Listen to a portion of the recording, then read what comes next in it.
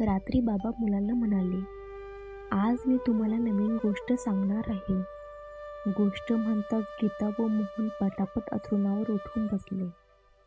सांगा ना लवकर, गीता म्हणाली. मोहन ही गोष्ट ऐकायला आतुर झाला. बाबांनी गोष्ट सांगायला सुरुवात केली. गोष्टीचं नाव आहे एवढीशी चूक. चुकीबद्दल गोष्ट? मुलांनी आश्चर्याने विचारले. हां, बाबा म्हणाले. आणि ही गोष्ट ऐकल्यावर त्यातून काय शिकणार ते तुम्ही मला सांगायचं. आधी गोष्ट सांगा ना, गीता म्हणाली. बाबांनी सुरुवात केली. ही गोष्ट आहे संत एकनाथाची, त्यांच्या लहानपणीची. जनार्दन पंत हे त्यांचे गुरु. त्यावेळी शिक्षणासाठी एकनाथ जनार्दन पंताच्या घरी राहत असत. गुरुची सेवा करत, त्यांना कामात मनापासून मदत करत असत. एकदा पंतांनी हिशेब करण्यासाठी जबाबदारी एकनाथावर सोपवली. छोटा एकनाथ हिशेब करत बसला. हिशेब जमेना, ताळा चुकू लागला. एकनाथाला समाधान वाटेना. रात्र झाली तरी तो हिशेब संपासत बसला.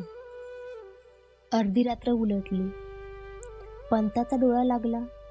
इतर सारेजणही झोपी गेले. एकनाथ मात्र झोपला नाही.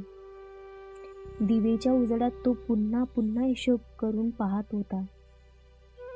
मध्येच पंतांना जाग आली. एकनाथ एवढ्या रात्री काय करतो हे पाहायला त्यांच्या पाठीमागे येऊन उभे राहिले. एवढ्यात सापडली म्हणून एकनाथाने आनंदाने टाळी वाजवली.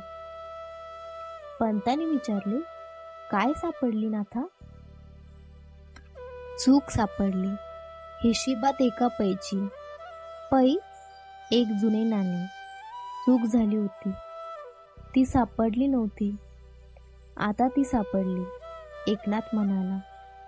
पंत म्हणाले, एकनाथा, चूक फक्त एका पैची? अन तू एवढा वेळ हिशोब बसलास? काम अचूक होण्यासाठी किती प्रयत्न करायची तुझ्याकडून शिकावे. शाब्बास, चल निज आता. पाठ होत आली. गोष्ट संपली. बाबा म्हणाले, मुलांनो, आवडली ना गोष्ट? या गोष्टीतून तुम्ही काय शिकलात ते सांगा बरं. मुले विचारत पडली. बाबा म्हणाले, आता झोपा. खूप रात्र झाली. सकाळी उठल्यावर सांगा. मोहन आणि गीता मनात गोष्ट घोळवत झोपी गेले.